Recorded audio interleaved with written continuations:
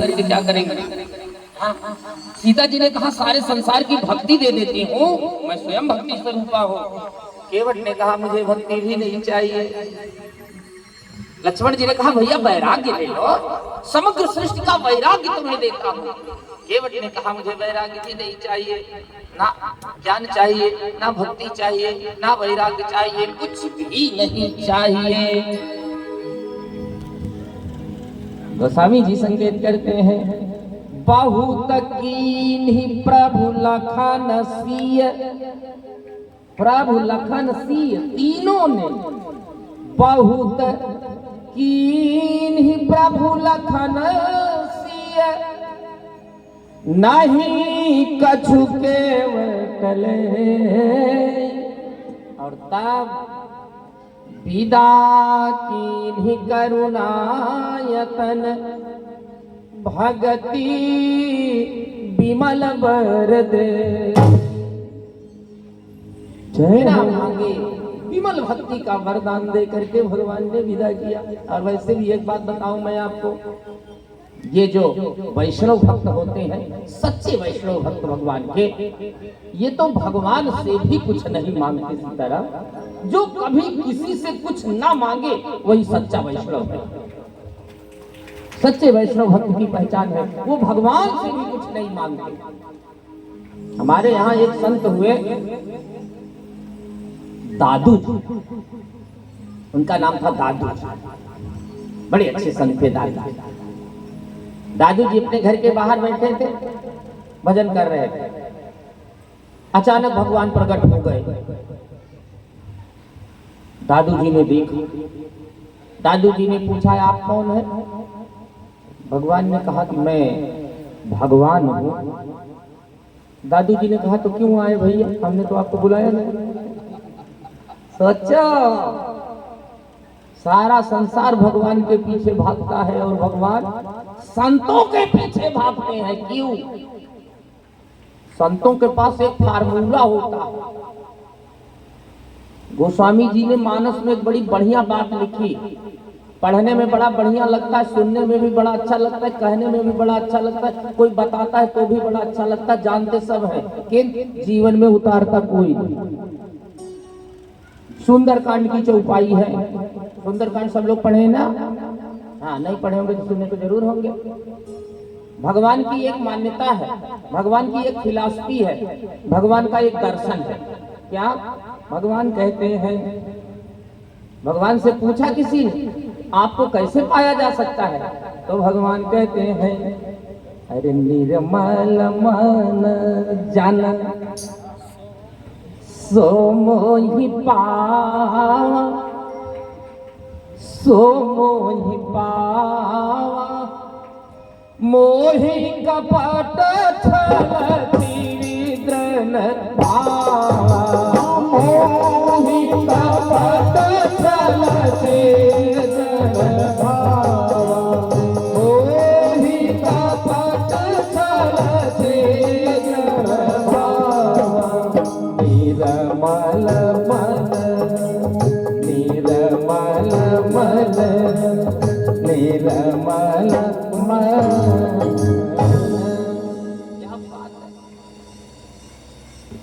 निर्मल मन के द्वारा ही परमात्मा की प्राप्ति होती है। जब दुनिया भर के कूड़ा करकट खरपतवार भरे होंगे दिल दिमाग में, तो भगवान कहाँ से मिलेंगे? अच्छा ये बताओ, जगह थोड़ी सी है और उसी में ठूस ठूस करके दुनिया भर के सामान भर के रखे हो, तो कोई उसमें रहना चाहे तो कैसे रह सकता है? इसलिए पहले दुनिया के कूड़ा करकट निकालो हृदय से, दुनिया की बुराई भलाई निकालो, काम क्रोध लोभ मद मोह मात्सर्य तृष्णा अहंकार दंभ राग द्वेष को निकालो, तब ना भगवान रहेंगे। कि मैं अपनी तरफ से थोड़ी कह रहा हूँ। कबीरदास जी चले जा रहे हैं। कबीरदास जी बड़े अच्छे संत थे। संतों के इतिहास में कबीरदास जी ही एक ऐसे संत थे जो अनपढ़ थे महाराज। कबीरदास जी एक अक्षर पढ़े लिखे नहीं थे, कक्षा एक की भी डिग्री नहीं थी उनके पास।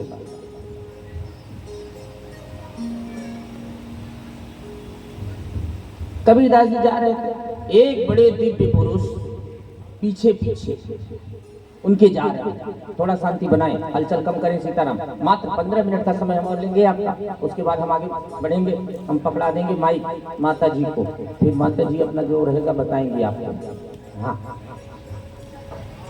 कबीरदास जी जा रहे थे, एक बड़े दिव्य पुरुष कबीरदास जी के पीछे पीछे जा रहे हैं और बुलाते हुए जा रहे हैं, ए भैया, ओ भाई साहब, अरे कबीरदास जी, अरे जरा सुनो ना यार, एक मिनट, ओ भाई साहब रुको ना यार। कबीरदास जी सब देखते थे, फिर चल देते, और पीछे पीछे, अरे भाई साहब सुनो ना यार, एक मिनट रुक जाओ ना भैया, अरे महात्मा जी जरा एक मिनट सुन लो। अब कबीरदास जी रुकने का नाम नहीं ले। 2-4 लोग सामने खड़े थे, लोगों ने कबीरदास जी को रोका, बोले बाबा प्रणाम। कबीरदास जी ने कहा आयुष्मान भव, मंगल मस्त, कल्याण मस्त, आनंद मस्त। लोगों ने कहा कि आपके पीछे पीछे कौन आ रहा है, बड़े दिव्य पुरुष दिखाई दे रहे हैं, कौन है ये? कबीरदास जी ने उपेक्षा भरी दृष्टि से देखा। कबीरदास जी ने कहा यार छोड़ो यार। लोगों ने कहा अरे भैया कौन है ये बाबा, जरा बताओ ना। कबीरदास जी ने कहा अरे यार ये भगवान है। लोगों ने कहा भगवान? कबीरदास जी ने कहा हाँ। लोगों ने कहा सारा संसार भगवान के पीछे भागता है, कोई भगवान आपके पीछे पीछे बुला रहे हैं, भैया सुन लो जरा, बाबा सुन लो जरा, महात्मा जी सुन लो जरा, और आप रुकने को तैयार नहीं। ऐसा कैसे संभव हुआ? ये भगवान आपके पीछे पीछे टहल रहे, ये संभव कैसे हुआ? कबीरदास जी ने कहा मैंने गोस्वामी तुलसीदास का एक फार्मूला लगा दिया और उसी फार्मूले के नाते भगवान मेरे पीछे पीछे घूम रहे। बोले क्या फार्मूला लगाया आपने? तो कबीरदास जी बोले कबीरा मन निर्मल भया, जैसे गंगा नीर, पीछे पीछे हरि फिरई, कहत कबीर कबीर। मन को निर्मल बनाओ, दुनिया के कूड़ा करकट मन से निकालो, दुनिया की अव्यवस्थाएं, राग द्वेष ईर्ष्या निकालो, मन को निर्मल बनाओ। अरे ज्यादा दिन का जीवन नहीं होता, देखने में लगता है कि बड़ी लंबी जिंदगी है, एक पल का भी भरोसा नहीं है जीवन का, कब क्या क्या हो जाए। किसी ने अच्छा किया तो भी वाह वाह, किसी ने बुरा किया तो भी वाह वाह, किसी ने भगवत भागवत कथा में कुछ सहयोग किया, दान किया तब भी वाह वाह, और नहीं भी किया तो भी वाह वाह, सीताराम तो भी वाह वाह है। भंडारा तो होना ही है, भंडारा तो होगा पक्का। लेकिन हम तिवारी जी से निवेदन करेंगे कि अपने मित्र मनोज तिवारी को लेकर के ना आवे सीताराम। इनके एक मित्र है मनोज तिवारी, एक दिन उनके मित्र के यहाँ बेटा पैदा हो गया, तो तिवारी जी ने बेटे अपने मित्र से कहा कि यार कुछ खर्चा वर्चा करो। मित्र ने कहा क्या खाओगे? बोले भरपेट भोजन करा दो, यही बहुत बड़ी चीज है, आजकल कहीं भंडारा वंडारा नहीं मिल रहा है, कहीं होटल में बैठाओ, बढ़िया भरपेट खिलाओ। तिवारी जी ले गए अपने मित्र तिवारी जी को, वो भी तिवारी जी थे, बैठा दिया रामदेव होटल में, कल्याण वेस्ट के आगरा रोड पे। हाँ, बड़ा बढ़िया होटल है रामदेव होटल। तिवारी जी ने कहा भैया जरा इनको भोजन कराओ। वेटर आया, उसने कहा साहब क्या चाहिए? तो इनके मित्र जो तिवारी जी थे मनोज तिवारी, उन्होंने कहा कि बस भरपेट भोजन करा दो, एक काम करो जरा 2 वेटर परमानेंट खड़े रहना चाहिए मेरे पास। तो मैनेजर उठ के आया काउंटर पर से, उसने कहा भाई साहब आप कैसे बात कर रहे हो, जैसे 100-200 रोटी खाओगे। तो उन्होंने कहा तो इससे कम में तो हम समझौता भी नहीं करते हैं। मैनेजर ने कहा यदि 100 रोटी खा गए तो 1 महीना भोजन फ्री प्लस 5000 रुपया दक्षिणा। अब हमारे तिवारी जी के मित्र तिवारी जी ने कहा देरी किस बात की है, जल्दी भेजना चालू करो। हाँ तो फिर पनीर मसाला, कश्मीरी आलू दम, मुरादाबादी चना मसाला, 4-5 किस्म की सब्जी आ गई। अब तिवारी जी खाने लगे, मैनेजर गिनने लगा, जब 80 रोटी तक खाए तो मैनेजर ने कहा 79। तिवारी जी ने कहा 79 नहीं 80 मैं भी गिन रहा हूँ। मैनेजर ने कहा नहीं महाराज आपने 79 रोटी खाया। अब तिवारी जी खड़े हो गए, उन्होंने कहा 80। तब तक 10-20 लोगों की भीड़ आ गई। लोगों ने कहा भाई क्या बात है? तिवारी जी सोचे कि कहीं झमेला ना हो जाए। तिवारी जी ने कहा मैनेजर साहब एक काम करो, ना 79 ना 80, तुम फिर से गिनना चालू करो, मैं फिर से खाना चालू करता हूँ। जब ऐसे खाने वाले लोग मिल जाएंगे तो ऐसे लोगों के लिए भंडारा नहीं है। हाथ जोड़ के निवेदन है, यदि यदि तिवारी जी के मित्र के जैसा खाना रहे तो ऐसे लोगों के लिए भंडारा नहीं है।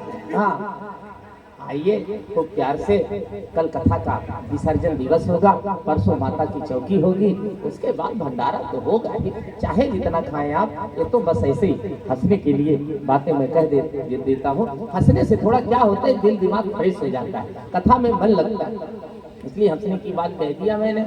सब कुछ होगा, बिल्कुल चिंता ना करें। हाँ, तो मैं बात कर रहा था दादू जी।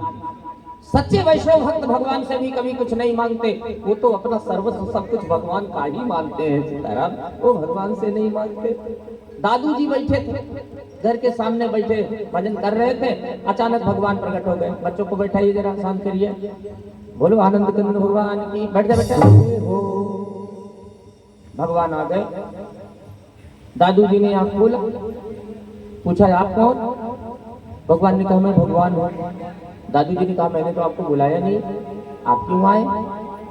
भगवान ने कहा कि कुछ बात ऐसी थी जो समझ में नहीं आ रही थी, वही जानने के लिए आ गया। दादू जी ने कहा ऐसी भी कोई बात है क्या जो आपकी समझ में नहीं आ रही है? ऐसी कौन सी बात है जो भगवान के समझ में नहीं आ रही है? भगवान ने कहा तुम्हारे हृदय की गति नहीं समझ पा रहा हूं दादू। दादू जी ने कहा कुछ पूछना है? भगवान ने कहा हाँ। दादू जी ने कहा पूछो। भगवान ने कहा ये मकान किसका है, इतना बड़ा? दादू जी ने कहा ये मकान आपका। बोले वाह, अच्छा इस मकान में जो परिवार है वो किसका? दादू जी ने कहा वो भी आपका। भगवान ने कहा जो धन संपत्ति है वो किसकी? बोले वो भी आपका। भगवान ने कहा ये शरीर किसका? दादू जी ने कहा ये शरीर भी आपका। भगवान ने कहा इस शरीर में रहने वाला मन और प्राण किसका? दादू जी ने कहा वो मन और प्राण भी आपका। भगवान ने कहा घर मेरा, मकान मेरा, संपत्ति मेरी, परिवार मेरा, शरीर मेरा, मन मेरा, प्राण मेरा, सब कुछ मेरा। अब तुम्हारे पास क्या बचा? तुम्हारे पास तो कुछ नहीं रह गया। दादू जी ने कहा है ना मेरे पास। बोले क्या है? बोले मेरे पास जो है वो दुनिया में किसी के पास नहीं है। भगवान ने कहा जरा बताओ तो सही क्या है तुम्हारे पास? दादू जी बहुत सुंदर कहते, सच्चे वैष्णव भक्त थे। दादू जी कहते हैं तन भी तेरा, मन भी तेरा, तेरा पिंड परान, अरे सब कुछ तेरा किंतु तू है मेरा, यह दादू का ज्ञान। सच्चे वैष्णव भक्त वो होते हैं जो एकमात्र भगवान को छोड़ करके संसार में कुछ भी अपना नहीं समझते, जो कभी किसी से कोई याचना न करे, स्वयं भगवान से भी कुछ ना मांगे, वही सच्चा वैष्णव भक्त होता है। भक्तों के पास तो केवल भगवान ही होते हैं बस, और कुछ नहीं होता। तो हम लोग के पास केवल भगवान है, भगवान को छोड़ करके हमारे पास और कुछ है नहीं सीताराम। और निरंतर भगवान हमारे बने रहें, हम भगवान के बने रहें, बस इससे ज्यादा और क्या चाहिए? और कुछ चाहिए ही नहीं। भगवान तो पूछ लेते हैं कभी कभी भक्तों से, कह रहे कुछ तो ले लो। भक्त ने कहा क्या दे सकते हो? भगवान ने कहा अर्थ ले लो। भक्त ने कहा नहीं चाहिए। भगवान ने कहा धर्म ले लो। भक्त ने कहा नहीं चाहिए। भगवान ने कहा समग्र सृष्टि की कामनाओं को दे दो। भक्त ने कहा नहीं चाहिए। भगवान ने कहा मोक्ष ले लो। भक्त ने कहा नहीं चाहिए। भगवान ने कहा यार कुछ तो ले लो। भक्त ने कहा जब ज्यादा रिक्वेस्ट कर रहे हो तो जो मांगूंगा मिलेगा। भगवान खुश हुए, चलो कुछ तो तैयार हुआ मांगने के लिए। भगवान ने कहा हाँ हाँ मांगो मांगो, जल्दी मांगो, क्या चाहिए? तो भक्त क्या मांगता है, एक सच्चा वैष्णव भक्त क्या मांगता है? बहुत सुंदर लिखा संतों ने। भक्त कहता है कि हे भगवान अर्थ चाहिए, अर्थ चाहिए न धर्म काम चाहिए, अर्थ चाहिए न धर्म काम चाहिए, अर्थ चाहिए न धर्म काम चाहिए, अर्थ चाहिए न धर्म काम चाहिए, अर्थ चाहिए न धर्म काम चाहिए, अर्थ चाहिए न धर्म काम चाहिए। क्या चाहिए फिर? क्या? अरे कौशिला कुमार मुझे राम चाहिए, आहा कौशिला कुमार मुझे राम चाहिए, कौशिला कुमार मुझे राम चाहिए। अर्थ चाहिए न धर्म काम चाहिए, अर्थ चाहिए न धर्म काम चाहिए, कौशिला कुमार मुझे राम चाहिए, कौशिला कुमार मुझे राम चाहिए। अच्छा, मराठी तो नहीं आती मुझे, किंतु यदि इस भजन को मराठी में गाना हो तो कैसे गाएंगे? आती नहीं मुझे, मैं कोशिश करता हूँ। अर्थ पाहिजे न धर्म काम पाहिजे, अर्थ पाहिजे न धर्म काम पाहिजे, अर्थ पाहिजे न धर्म काम पाहिजे, अर्थ पाहिजे न धर्म काम पाहिजे, कौशिला कुमार मला राम पाहिजे, आहा कौशिला कुमार मला राम पाहिजे, कौशिला कुमार मला राम पाहिजे।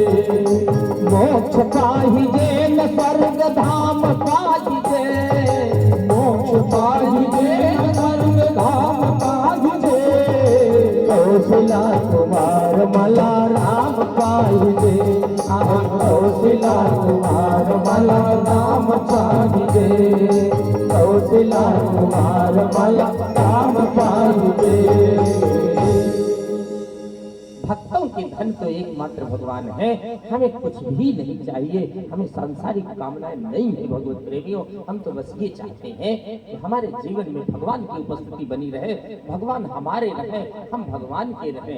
जब हम भगवान के हैं और भगवान हमारे हैं तो फिर जीवन में क्या कमी रह गई सीताराम? सब मंगल होगा, सब कल्याण होगा, सब आनंद होगा। बस इन्हीं कामनाओं के साथ, इन्हीं भावनाओं के साथ आज की वाणी यही विराम की जाती है। शेष चर्चा कल के